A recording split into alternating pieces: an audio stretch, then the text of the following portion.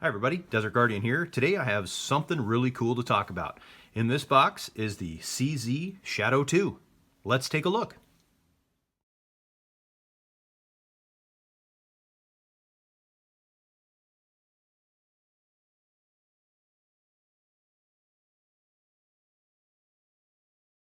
All right, let's see what goodies we have.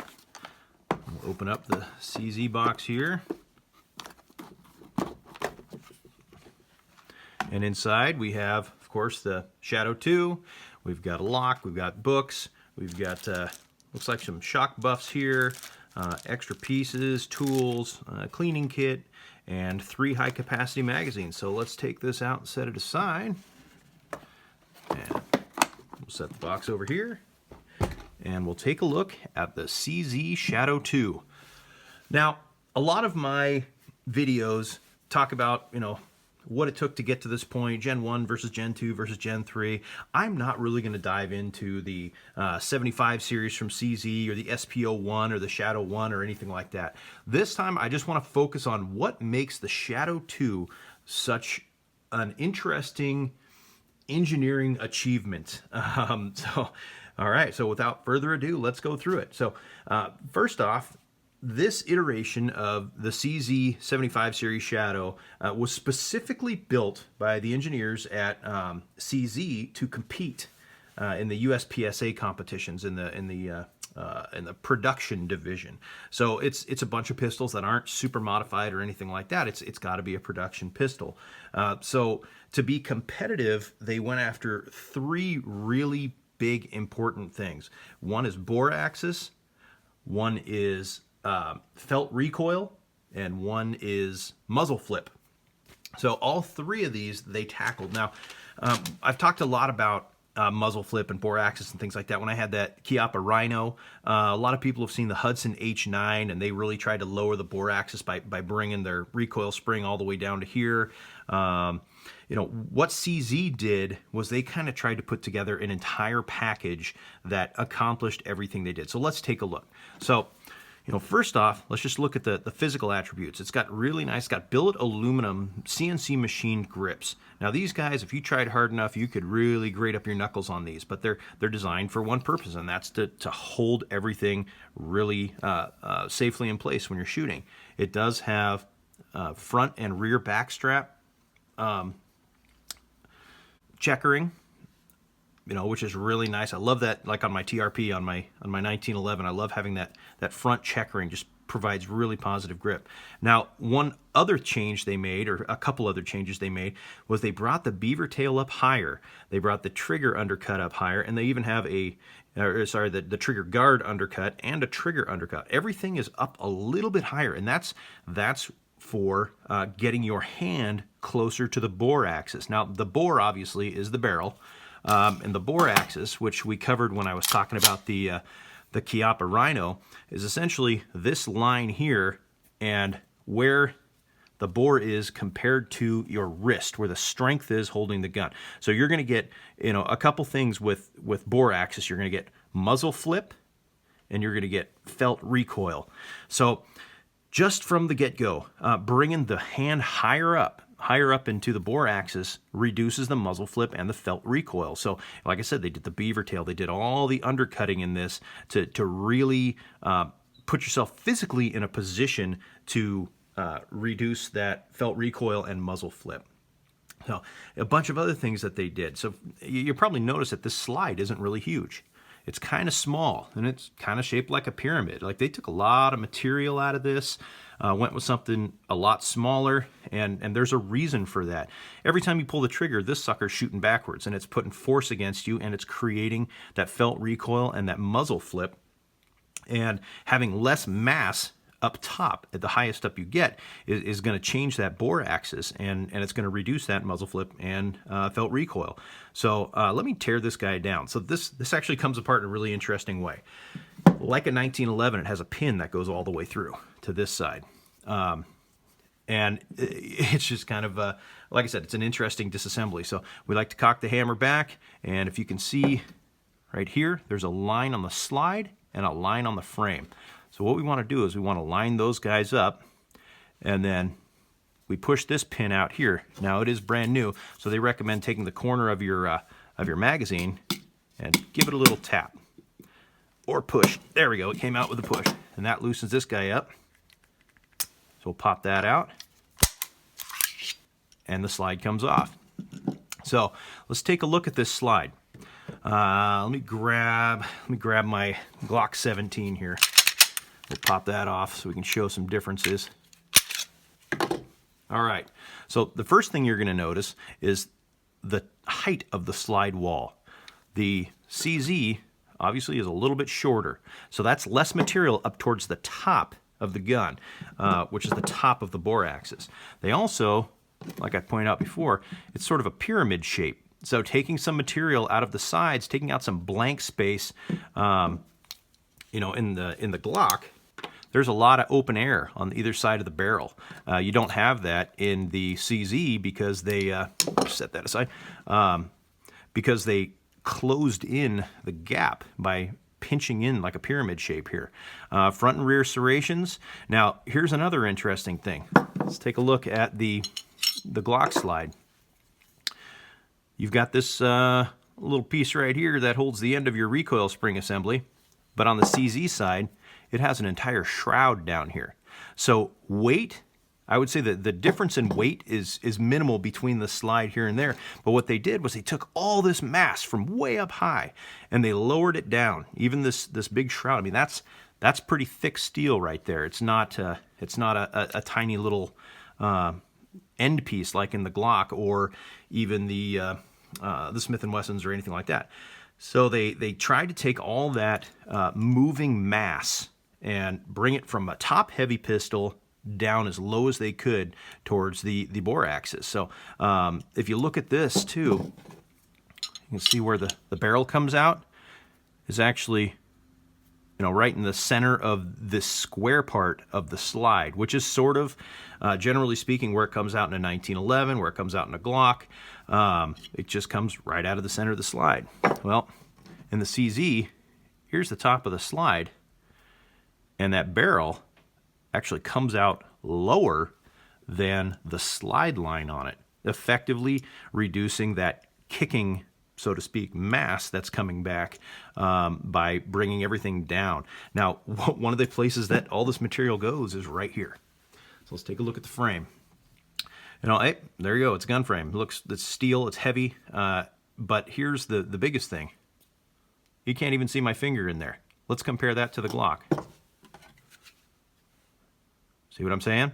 So the frame runs a higher wall, and that cuts into where the slide is. So instead of having a low frame and a sort of a traditional slide wall, they have a higher wall in the frame and a lower wall, so to speak, in the slide. So that's another reason they have this big shroud underneath, and they drop that down nice and low and reduce that muzzle flip and felt recoil by effectively taking that bore axis and lowering it while you raise your hand up with the cuts and inserts they do. So it really is well engineered for a competition style pistol. It's a little heavier. It's not something that a lot of people will everyday carry. You know, it's not a Smith & Wesson Shield. it's a heavy all steel gun. But like I said, it's designed for one purpose, and that is for USPSA competition is what they designed it for. So a lot of people do carry it. You know, I'm not going to tell them they can't. You know, it's a great gun. It's super reliable. It's, you know, accurate. It's great to shoot. It has, like I said, low muzzle flip, low recoil. The bore axis is perfect on it. You know, why not carry it if you want to? If you've got the strength and the mass and the ability to conceal carry it, go for it. Carry whatever you want, whatever you're comfortable with. Anyways, I digress. Another thing you might notice is there's one slot in the rail. Now, a lot of people look at that, and myself included, and say, well, gosh, why didn't they just do a Picatinny rail on that? Well, there's a reason for it. This one slot accommodates just about everything that is a Glock accessory, plus any accessory, like you have a lot of the lights and lasers and things out there that you can move the little block that holds it in place, so you can adjust it front to rear. So they centered this. They ran it in a very similar spot here to where the Glock one is. You know, it's pretty close. Hopefully you can see that with the light. But yeah, I mean, it's pretty close to where the Glock one is. So you know there's accessories being made for it. But another reason they did it is if they put another 6 slots in that thing, all it's doing is reducing weight. Having a little bit of extra weight down below the bore axis reduces that muzzle flip even more.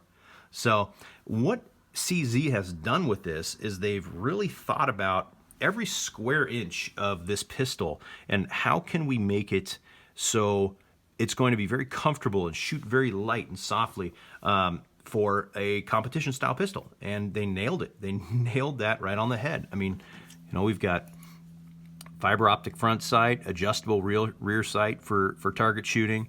You know, I mean, everything on it has been thought out right. It is a hammer fire gun, so it is a single action, double action. They also, compared to some of the SPO ones previous to that, they did some work on the trigger. So it has a new generation of trigger, I guess you would say. So they basically put new components in there. So it's got a really smooth double action and a crisp single action and a light reset. So let's put it back together and we'll show you that. So we'll slide this back on here. And it's always easier with the hammer back on that. Get those lined up. See the little marks right there. And then this pin goes in like a 1911. It's a pin that goes all the way through. It's not a breakdown lever like most of the polymer guns out there. So we slide that into place.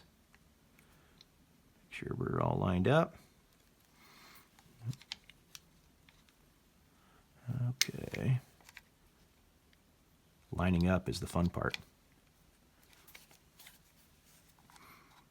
Okay, we're lined up there.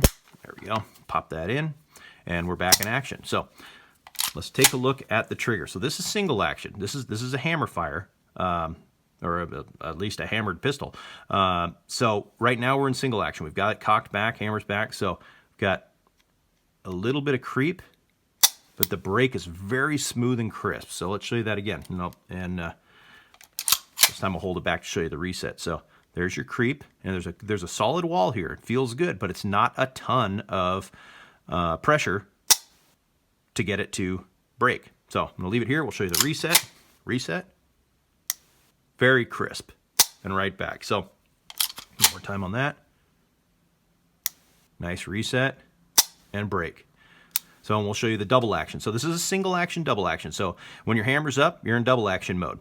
So, you know, and it does have a safety too, but you can't engage the safety unless the hammer's back. So we'll go ahead and show you the double action. The double action does take a little bit more to pull it back, but it is very smooth. It's almost as smooth as my my Airlight revolvers. It's very smooth. So we'll show you that. See? So it's probably a 7 or 8 pound pull, but it's smooth all the way back. Let me show you my. You go ahead and clear the old 44 Magnum here. So this is the same. You know, you've got a single action here too, but very smooth. I mean, that feels super smooth, very similar to this CZ. And yeah, I know I just compared a revolver and an autoloader, but hey, you know, I compare all kinds of weird things, so why not? CZ also made there's interchangeable spacers for the mag release on it, so you can customize it. You can kind of see how this sticks out a bit and has a nice kind of a tabletop to it. You can flip it around. It is ambidextrous, but you can also adjust the throw and the distance that it sits out. So how it comes out of the box feels great to me. I mean, it's, whoa, so I knocked the camera over. Feels nice, drops right out. You know, 17 round high capacity magazines. Love it. One side it says 9mm, one side it says 40 cal. So change a follower and you've got universal stamping for your magazines. But it does come with 3 17-round magazines, so you're 17 plus 1 in it. Yeah, I'm actually kind of excited about this one. It is a heavy pistol, but like I said, it is built specifically for one reason, and that's to be a lower felt recoil, higher grip up into the bore axis, and lower muzzle flip competition style production pistol. You know, one thing that people might notice is with the height of the slide, it's kind of hard to get a grip on these things. I mean, especially with a hammer. If you're not squeezing really hard, it's going to slip right out of your hands. The one thing I noticed is if you grab up here and you kind of hook on the sight, makes it a lot easier. But with the hammer back, I mean, it is a 9mm and it is a light slide. So with the hammer back, the spring rate in it is not overbearing at all. It's almost like the 9mm 1911s out there. They put a lighter recoil spring in it because you're running 9mm. But yeah, with the hammer down, it puts a little extra resistance. So, you know, be ready for that when if you decide to pick one of these up or go shoot it. Practice with it, because these serrations are about half the size of anything else out there because of the engineering in the slide. Now, I'm not going to, say anything bad about small serrations because, this thing serves a purpose. Like I said, you can hook it right on the rear sight there and have no problem at all. If you're a guy that likes to, do this front cocking here, it doesn't work very well. There's not much to grip onto. If you squeeze cock it, it's not going to work for you unless you probably have the hammer back to press check. I'm not a press check kind of guy, but lots of people are doing that. It's very en vogue, so to speak. But this is not going to be very conducive to press checking, especially if that hammer is down. I mean, it is just not going to move. You got to get up there and really get after it to pull that slide. But like I said, it's there to serve a purpose. It's not there to make you happy. It's not there to, allow you to press check. It is there to be a functional production model competition pistol. So they nailed it on the head. Yeah, that's the CZ Shadow 2. Specifically engineered and designed for competition. Comparative in size to, say, let's say my Smith & Wesson M&P 2.0 45. Throw the mag in. I mean, the barrel's going to be a little bit longer because this is a 4.8 inch barrel or 4 point something inch barrel on it because it's a competition style. It's going to be closer to a 1911 size. But there's the M&P 45 2.0 with a 4 1/4 inch barrel. And let's do this. I know I've got a 1911 around here somewhere. There we go. All right, so here's Springfield standard 1911 A1 5-inch barrel. And I know I'm comparing 45 to 9mm, but I'm just doing it for size. So we drop that on there, and that's about identical in size. So here, let's flip it. You see the beaver tails stick out about the same. Triggers in pretty similar spot. Obviously, the CZ being a competition pistol runs a front, a flat front trigger guard with some checkering in the front. But it's a very similar size to a 1911. And to be honest with you, it's probably a little bit heavier than a 1911. But hey, like I said, it's not about weight. It's not about, being the ultimate performer for a carry pistol. This is about competition. This is about putting rounds downrange in rapid succession and making tiny holes in targets. It's not, it's designed for a purpose. And that purpose, it was, the purpose it was designed for was performed with perfect execution.